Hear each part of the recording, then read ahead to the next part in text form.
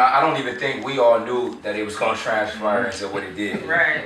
You know what I mean? It started with a question, and it started with one person answering the question, and then everybody else just piggybacking off that question. But what it did was it allowed us to be vulnerable to a degree, for us to express things that in myself that I've held on to for years.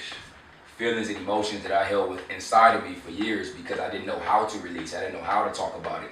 I didn't know how I would be viewed from talking about it. You know what I mean?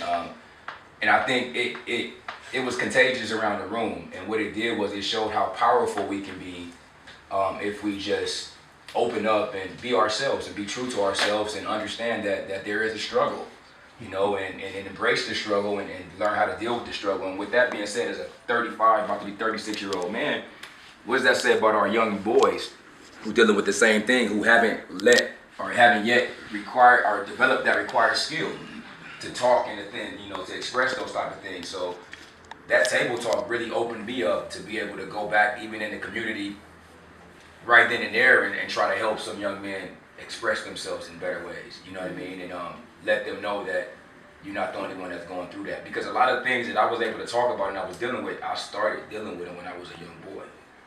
You know, but never had that platform, you know what I mean, to talk about it. So I mean, I just think it was really powerful. I mean, me and him talking, I can let him share his own story, but on the way home, we had like the longest drive. We took the streets back from Pasadena, man, to Compass, man, on accident.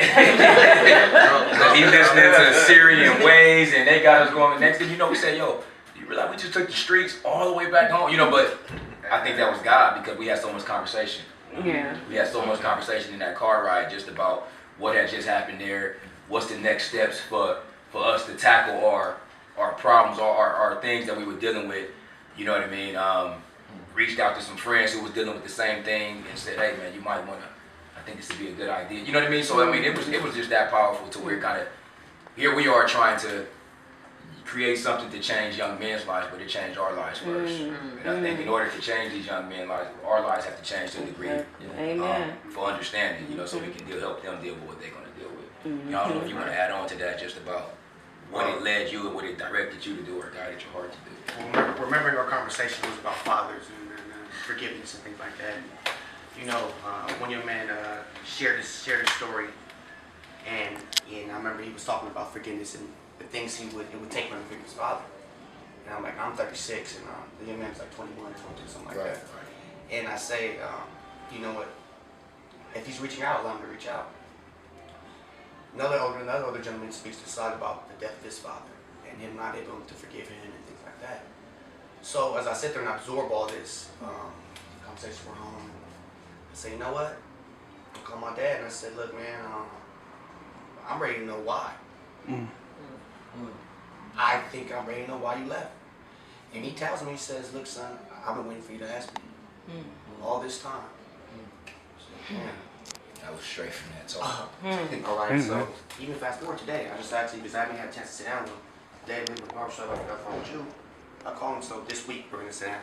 I have no idea what it's going to do to me, but I think I'm ready.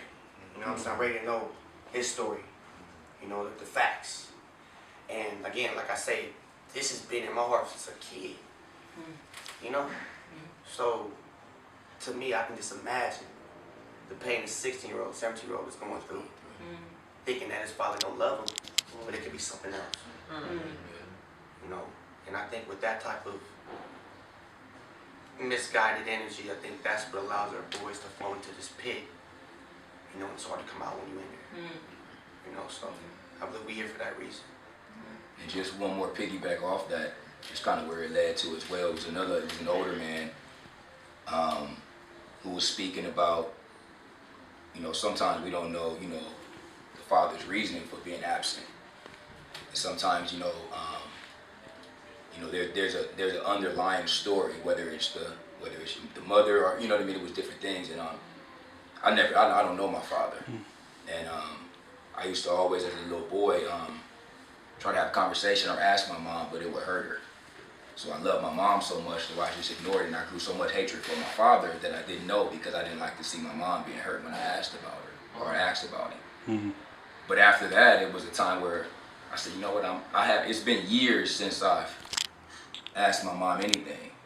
And as a man now, after that, I, went back to my mom and I approached her, and we're getting ready to have a conversation about it. That hasn't happened in years. You know what I mean? So I mean, God was just in that room. Right. You know what I mean? And that was, I learned how to do that from being at that table talk. So I mean, it was that powerful, y'all, for those that were there, man. And like I said, for those that were there, I didn't anticipate that happening. Not at all. So I'm excited to learn more and just to have an open heart, open mind.